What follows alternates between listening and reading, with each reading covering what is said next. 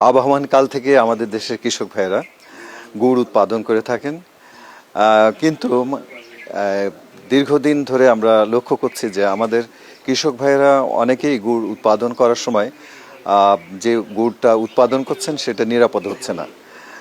কারণ বিভিন্ন সময় আমরা দেখেছি গুড়ে বিভিন্ন রকম কেমিক্যাল ব্যবহার করে থাকেন, কিন্তু আশার কথা যে আমাদের বাংলাদেশ সুগার ক্রপ গবেষণা ইনস্টিটিউট যে গুড় উৎপাদন প্রযুক্তি দিচ্ছেন আমাদের কৃষক ভাইদের, সেই প্রযুক্তিটা নিরাপদ উপায়ে গুড় উৎপাদন প্রযুক্তি। তো আমরা এখন একজন বৈজ্ঞানিক কর্মকর্তার সাথে কথা বলে জানবো ওনারা কিভাবে এই প্রযুক্তিটা দিচ্ছেন। নিরাপদ উপায়ে গুড় উৎপাদন যে প্রযুক্তি আপনারা উদ্ভাবন করেছেন, সেই প্রযুক্তিটা আমাদের কৃষক ভাইদের মাঝে যদি ছড়িয়ে পড়ে তাহলে আমরা নিরাপদ গুড় পাবো। তো এই প্রযুক্তিটা সম্পর্কে যদি একটু বলেন। কৃষক পর্যায়ে যে গুড়টা তৈরি হয়, কৃষকরা আসলে আপনার তাদের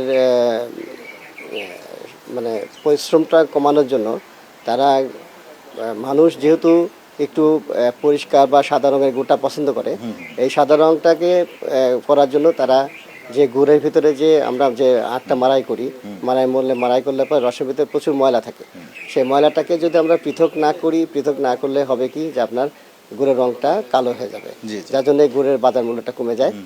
আর এই জন্য কৃষক করতেছে কি আপনার হলো যে বাজারে হাইড্রোজ নামে একটা কেমিক্যাল আছে, যে কেমিক্যালটা আমাদের দেশে আমদানি করা হয় বাংলাদেশের টেক্সটাইল শিল্পতে, যারা কাপড় এবং সুতার রং স্থায়ী করার জন্য। তা আমরা এই দিকটাই লক্ষ্য রেখে যে আমরা এই হাইড্রোজের বিকল্প হিসেবে কৃষকদের সহযোগিতা করার জন্য যে হাইড্রোজের বিকল্প হিসেবে আমরা যদি এই ময়লাটাকে পৃথক করার যদি কোনো প্রযুক্তি আমরা নিয়ে কাজ করেছি, এবং কাজ করার পরে দেখা গেছে আমার দুইটা প্ল্যান্ট আছে, দুইটা গাছ আছে, একটা হলো বনঢেঁড়স আর একটা হচ্ছে উলট কম্বল, দুইটা মেডিসিনাল গাছ।